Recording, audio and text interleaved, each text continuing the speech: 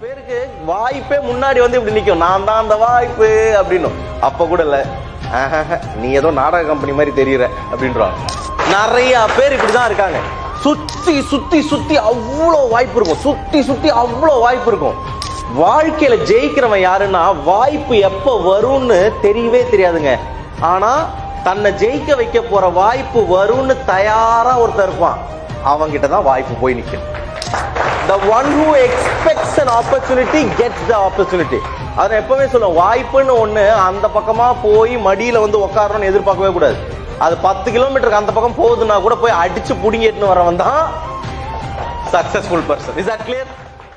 ரொம்ப தயங்கி நிக்கிறிய, ரொம்ப பார்த்து ஓடுறிய, ஐயோ ஒன்ன நீயே குறைச்சி எடை போட்டு பாக்குறிய. சும்மா வெயிட்ட காட்டணும்டா, நம்ம மோதி பார்க்கணும்டா, நண்பா எவன் வந்தாலும் அலற விட்டு கெத்த காட்டணும்டா.